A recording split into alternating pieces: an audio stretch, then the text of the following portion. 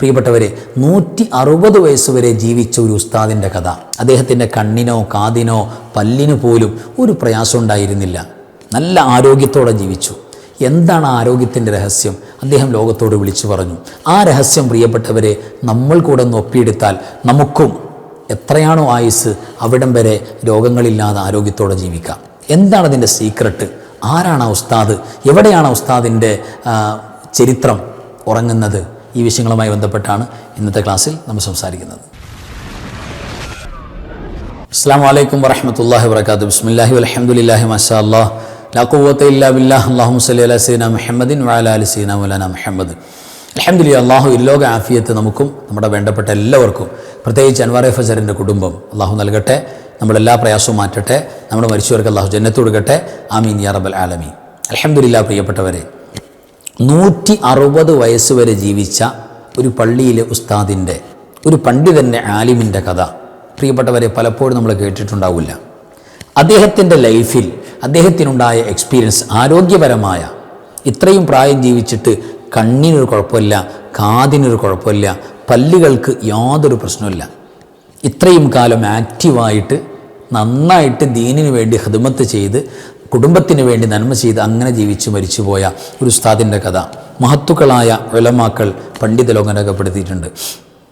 അതായത് മഹാനായ അബൂശുജാ റളിയല്ലാഹു അൻഹു, അതാണ് ആ മഹാൻ. ആ മഹാനുഭാവൻ 160 വയസ്സ് വരെ ജീവിച്ചെന്ന് മാത്രമല്ല, 120 വയസ്സ് വരെ മദീനത്തെ പള്ളിയിൽ മുദരിസായിരുന്നു, ദീനിന് ക്ലാസ് എടുക്കുന്ന മുഅല്ലിമായിരുന്നു മഹാനവറുകൾ അബൂശുജാ തങ്ങൾ. പരിശുദ്ധമായ റൗള ഷരീഫിൽ മദീനത്തെ പള്ളിയിൽ അവിടുന്ന് ദീനി ഖിദ്മത്ത് മാത്രമല്ല, ആ മസ്ജിദിൻ്റെ ഖിദ്മത്ത്, പള്ളിയൊക്കെ വൃത്തിയാക്കാനൊക്കെ അദ്ദേഹം ഹെൽപ്പ് ചെയ്യാനൊക്കെ കൂടിയിരുന്നു എന്നാണ്. അത്ര വലിയ സൗഭാഗ്യമാണ് അല്ലേ? അപ്പോൾ തീർച്ചയായിട്ടും ഈ മഹാനുഭാവൻ, എവിടെ മഹാനുഭാവൻ ഇപ്പോൾ ഉള്ളതെന്നറിയോ? പരിശുദ്ധമായ റൗള ഷരീഫിൽ നബി സല്ലല്ലാഹു അലൈഹി വസല്ലമ തങ്ങളുടെ മനോഹരമായ റൗളയിൽ അറിയാലോ, അവിടെ 4 ഹോളുകൾ കൊടുത്തിട്ടുണ്ടാകും. ഒന്ന് പരിശുദ്ധ റസൂൽ സല്ലല്ലാഹു അലൈഹി വസല്ലമ തങ്ങളുടെ മഖാം ഷരീഫിൻ്റെയാണ്, റൗള ഷരീഫിൻ്റെ. മറ്റൊന്ന് അവിടുത്തെ ഏകദേശം അവിടുത്തെ തൊട്ട് താഴെയായിട്ട് അവിടുന്ന് ജനാസ കിടക്കുന്നത് മഹാനായ സിദ്ദീഖുൽ അക്ബർ റളിയല്ലാഹു തആല, അബൂബക്കർ സിദ്ദീഖ് റളിയല്ലാഹു തആലയുടെ മഖാമാണ്. തൊട്ട് ചേർന്ന് കുറച്ച് താഴേക്ക് ആക്കിയിട്ട് മഹാനായ സയ്യിദുനാ ഉമർ ഇബ്നുൽ ഖത്താബ് റളിയല്ലാഹു തആലയുടെയാണ്. പിന്നെയോ അടുത്ത ഒരു മക്കാമ്, അവിടെ ഒരു ഹോൾ കൊടുത്തിട്ടുണ്ട്, അവിടെ ഒരു ഭാഗമുണ്ട്. ആ ഭാഗം അവിടെ കാലിയായി കിടക്കുകയാണ്. അവിടെ പിന്നെ മക്കാമുകളൊന്നുമില്ല, അവിടെ ജനാസയില്ല, കാലിയാണ്. അത് മഹാനായ സയ്യിദുനാ ഈസ അലൈഹിസ്സലാത്തു വസ്സലാം, ഇന്നും മരിക്കാത്ത നബിമാരിൽപ്പെട്ടവരാണല്ലോ ഈസ നബി അലൈഹിസ്സലാത്തു വസ്സലാം. ലോകാവസാനത്തിൻ്റെ അടയാളമായി ഇറങ്ങി വരുന്നവരിൽ ഈസ നബിയുടെ സംഭവം പറയുന്നുണ്ടല്ലോ സ്വഹീഹായ ഹദീസുകളിൽ. ആ മഹാനുഭാവൻ്റെ വരവിന് ശേഷം ഇവിടെ ജീവിച്ച് അദ്ദേഹം വഫാത്തായി, അദ്ദേഹത്തെ ഖബറടക്കം ചെയ്യപ്പെടുന്ന റൗള ഷരീഫിൻ്റെ ആ ഒരു പാർട്ട് അത് ഒഴിഞ്ഞെടുക്കാൻ, ആ ഒരു സ്പേസ് ഒഴിഞ്ഞെടുക്കാൻ, അവിടെയാണ് മഹാനവറുകളുടെ ഖബറുകൾ വരുന്നത് എന്നെല്ലാം ചരിത്ര ഗ്രന്ഥങ്ങളിലൂടെയൊക്കെ പരാമർശിച്ച് നമ്മൾ കണ്ടവരാണ്. അപ്പോൾ ഈ ഏകദേശം ഈ ഒരു ഭാഗം. എന്നാൽ മഹാനായ സയ്യിദുനാ ഉമർ ഇബ്നുൽ ഖത്താബ് റളിയല്ലാഹു തആല അൻഹുവിൻ്റെ കാലിൻ്റെ അടിയിൽ ഭാഗത്തായി, റൗള ഷരീഫിൻ്റെ വാതിൽ ഭാഗത്തായിട്ട് ഒരു ജനാസയുണ്ട്, ഒരു ഖബറുണ്ട്. അതാരുടെയാണ്? മഹാനായ സയ്യിദുനാ അബൂശുജാ റളിയല്ലാഹു തആല, നേരത്തെ നമ്മൾ പറഞ്ഞ ആ മഹാനുഭാവൻ്റെ മഖാമാണ് കാണുന്നത്. ഇമാം ബുജൈരി തങ്ങളൊക്കെ ഇത് ടച്ച് ചെയ്ത് സംസാരിച്ചു പോയിട്ടുണ്ട്. അപ്പോൾ ഏതായിരുന്നാലും പ്രിയപ്പെട്ടവരെ, ഈ മഹാനുഭാവൻ 160 വയസ്സ് വരെ ജീവിച്ച മഹാനാണ്. 160 വയസ്സ് വരെ. എന്നിട്ടോ അദ്ദേഹത്തിൻ്റെ കണ്ണിന് പ്രശ്നമില്ല, കാതിന് പ്രശ്നമില്ല, അദ്ദേഹത്തിൻ്റെ പല്ലിന് പ്രശ്നമില്ല, എല്ലാം ഹെൽത്തിയാണ്. അപ്പോൾ അദ്ദേഹത്തോട് ഇതിൻ്റെ കാരണങ്ങൾ ചോദിക്കപ്പെടുന്നുണ്ട്. എന്താണ് ഇങ്ങനെ ഇത്രയും പ്രായമായി? ഇപ്പോൾ 160 വയസ്സെന്നാണ് പറഞ്ഞത്. 60 വയസ്സാകേണ്ട 40 വയസ്സ് മുതൽ നമുക്ക് ഇല്ലാത്ത പ്രശ്നങ്ങളില്ല. ഓരോന്നോരോന്ന് പുതുതായി ഓരോ ദിവസം രാവിലെ എണീക്കുമ്പോൾ പുതിയ പ്രശ്നങ്ങളാണ്, ആരോഗ്യപരമായ പ്രശ്നങ്ങളാണ് ഉണ്ടാവുന്നത്. അപ്പോൾ ഇത്രയും വർഷക്കാലം എങ്ങനെയാണ് ഈ കണ്ണിനും കാതിനൊക്കെ കുഴപ്പമില്ലാതെ ഇങ്ങനെ ഹെൽത്തി ആയിട്ട് ഇരിക്കുന്നത്? അതിൻ്റെ കാരണം എന്താണെന്ന് ചോദിച്ചപ്പോൾ അദ്ദേഹം പറയുന്നത്, അള്ളാഹു നൽകിയ നിഅമത്താകുന്ന അവയവങ്ങൾ കണ്ണ്, ആ കണ്ണുകൊണ്ട് അള്ളാഹു കാണണ്ട എന്ന് പറഞ്ഞത് ഞാൻ കാണാറില്ല. അള്ളാഹു ചെയ്ത നിഅമത്തിനെ അള്ളാഹു ഇഷ്ടപ്പെട്ട, അള്ളാഹു കാണണമെന്ന് പറഞ്ഞ, വെറുതെ നോക്കിയാൽ പുണ്യമുണ്ടെന്ന് പറഞ്ഞ മുസ്ഹഫിലേക്ക് നോക്കുക, ഉമ്മയുടെ മുഖത്തേക്ക് നോക്കുക, ഭാര്യയെ സ്നേഹത്തോടെ നോക്കുക, മക്കളെ നോക്കുക, അള്ളാഹുവിൻ്റെ അജായിബുകൾ, വലിയ വലിയ അത്ഭുതങ്ങൾ കാണുക, അതിലൂടെ അള്ളാഹിനെ നോക്കുക. ഇതൊക്കെ കൂലി കിട്ടുന്ന കാര്യമാണല്ലോ.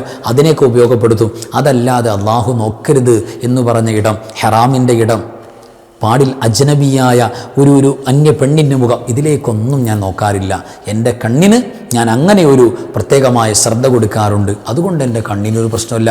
അള്ളാഹു ആ നിഅമത്ത് ദായിമാക്കി, നിഅമത്ത് എടുത്തു കളഞ്ഞില്ല, അത് ദായിമാക്കി. അതുകൊണ്ടാണ് എൻ്റെ കാതുകൊണ്ട് അള്ളാഹു കേൾക്കാൻ പറഞ്ഞത്, കൂലി കിട്ടുന്നത് നന്മകൾ, ഖൈറാത്തുകൾ, ദീനിൻ്റെ വിജ്ഞാനങ്ങൾ, ഖുർആൻ പാരായണങ്ങൾ, ഇതൊക്കെ കേൾക്കും.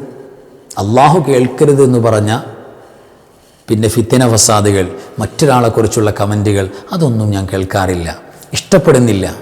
അള്ളാഹു കേൾക്കരുത് എന്ന് പറഞ്ഞ തിന്മകൾ, ഹറാമുകൾ, നമ്മുടെ മനസ്സിന് കൂടുതൽ ശഹവത്തുകൾ, വികാര വിചാരങ്ങൾ ഉണ്ടാക്കുന്ന, അത്തരം താല്പര്യങ്ങൾ ഉണ്ടാക്കുന്ന പാട്ടായിക്കോട്ടെ അല്ലെങ്കിൽ അത്തരം സംസാരങ്ങളായിക്കോട്ടെ, ഒന്നും ഞാൻ എൻ്റെ കാതുകൊണ്ട് കേൾക്കാറില്ല. അള്ളാഹു പൊരുത്തപ്പെട്ടത് കേൾക്കാൻ ശ്രമിക്കാറുണ്ട്. അതുകൊണ്ട് ആ നിഅമത്ത് അള്ളാഹു എനിക്ക് ദായിമാക്കിയൊരു പ്രശ്നമില്ല. അങ്ങനെ തന്നെയാണ്. അതേപോലെ തന്നെയാണ് എൻ്റെ പല്ലുകൾക്കും യാതൊരു പ്രശ്നമല്ലാത്ത തരത്തിൽ, അള്ളാഹു ഇഷ്ടപ്പെടാത്ത തരത്തിൽ ഇതിനൊന്നും ഞാൻ ഉപയോഗിക്കാറില്ല. അള്ളാഹുവിൻ്റെ പൊരുത്തത്തിന് വേണ്ടിയാണ് ഇതേവരെ കയ്യും കാലൊക്കെ ഉപയോഗിക്കുന്നത്. അതുകൊണ്ട് അള്ളാഹു എനിക്ക് ആ നിഅമത്ത് ദായിമാക്കി, ആഫിയത്ത് ദായിമാക്കി.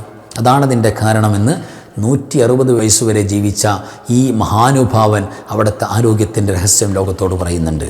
പാലിച്ചോക്കെ. അപ്പോൾ തീർച്ചയായിട്ടും പ്രിയപ്പെട്ടവരെ, നമ്മുടെ അള്ളാഹു നൽകിയിരിക്കുന്ന നിഅമത്താകുന്ന നമ്മുടെ അവയവങ്ങൾ കൊണ്ട് അള്ളാഹു ഇഷ്ടപ്പെടാത്ത മാർഗത്തിലേക്ക് പോയാൽ ആ നിഅമത്തുകൾക്ക് പിന്നെ വാല്യൂ ഉണ്ടാവില്ല. അത് പലപ്പോഴും എക്സ്പയറി ഡേറ്റ് കഴിഞ്ഞു പോകും. എന്നാലോ അള്ളാഹിൻ്റെ പൊരുത്തത്തിന് വേണ്ടി വിനിയോഗിച്ചാലോ അള്ളാഹു നിഅമത്ത് ദായിമാകും. ഇപ്പോൾ എൻ്റെ കണ്ണ് അള്ളാഹു നൽകിയ കാഴ്ചയാകുന്ന നിഅമത്ത്, അത് അള്ളാഹുവിന് പൊരുത്തപ്പെട്ട മാർഗത്തിൽ ഞാൻ ചെലവഴിക്കുമ്പോൾ അത് അള്ളാഹ്ക്കുള്ള നന്മയാണ്. അള്ളാഹുവേ, നീ നൽകിയിരിക്കുന്ന കാഴ്ചയാകുന്ന നിഅമത്ത്, കണ്ണാകുന്ന നിഅമത്ത്, അത് ഞാൻ നീ ഇഷ്ടപ്പെട്ട മാർഗത്തിൽ ചെലവഴിക്കുകയാണ്. അത് അള്ളാഹുവിനുള്ള ശുക്റാണ്. അങ്ങനെ കണ്ണുകൊണ്ട് ശുക്ർ ചെയ്യുമ്പോൾ ലഇൻ ശകർത്തും ലഅസീദന്നകും, അള്ളാഹു ആ ശുക്ർ കാരണമായി വർദ്ധിപ്പിച്ചു തരും. കാഴ്ച കൂട്ടുകയാണ്, കുറയ്ക്കൂല. കേൾവി കൂട്ടുകയാണ്, കുറയ്ക്കൂല. നടക്കാനുള്ള കഴിവ് കൂട്ടുള്ളൂ, കുറയ്ക്കൂല. അങ്ങനെയാണ്. അപ്പോൾ ആരോഗ്യമാകുന്ന ഈ ഓരോ നിഅമത്തുകൾക്കും നമ്മൾ നന്ദി കാണിച്ച് മുന്നോട്ട്, നന്ദി കാണിക്കുക എന്ന് പറഞ്ഞാൽ മിനിമം പറഞ്ഞോളം ചെയ്യുക. അങ്ങനെയാണെങ്കിൽ അത് വർദ്ധിപ്പിച്ചു തരും, അള്ളാഹു എടുത്തു കളയില്ല. ഖുർആൻ പറയുന്നുണ്ട്. അപ്പോൾ തീർച്ചയായിട്ടും പ്രിയപ്പെട്ടവരെ, അതാണ് അതിൻ്റെ രഹസ്യവും കാരണവും എന്ന് മനസ്സിലാക്കുക. അപ്പോൾ നമ്മളും നമ്മുടെ ഓരോ പ്രവർത്തന ഹറക്കാത്ത്, സക്കനാത്തുകൾ അള്ളാഹിന് പൊരുത്തപ്പെട്ട മാർഗത്തിലാക്കുക. അല്ലാത്ത മാർഗത്തിലായിട്ടുണ്ട്, എന്താ ചെയ്യുക? അള്ളാഹിനോട് തൗബ ചെയ്യുക. അള്ളാഹുവെ പടച്ചോനെ, സംഭവിച്ചു പോയി, ഇനി ഞാൻ എൻ്റെ കണ്ണുകൊണ്ടും കാതുകൊണ്ടും നാവുകൊണ്ടൊന്നും നീ പൊരുത്തപ്പെടാത്ത മാർഗത്തിലേക്ക് പോകില്ല. ഞാൻ തീരുമാനിച്ചു, അല്ലാ എനിക്കിപ്പോൾ പൊരുത്തപ്പെട്ട് തരണം, എനിക്ക് വേറെ എങ്ങും പോകാനില്ല, ഇനി ഞാൻ അടുത്ത ഫ്യൂച്ചർ ഞാൻ നന്നാക്കിക്കോളാം, അല്ലാ എന്നെ നീ സഹായിക്കണം പടച്ചോനെ എന്ന് പറഞ്ഞുകൊണ്ട് നമ്മൾ മുന്നേറിയാൽ നമുക്കും റിക്കവറാകും. ഇത്തരം പ്രയാസങ്ങളുണ്ടെങ്കിൽ അതിലേക്ക് പോകാതിരിക്കും. ശ്രദ്ധിച്ചു കൊടുക്കുക.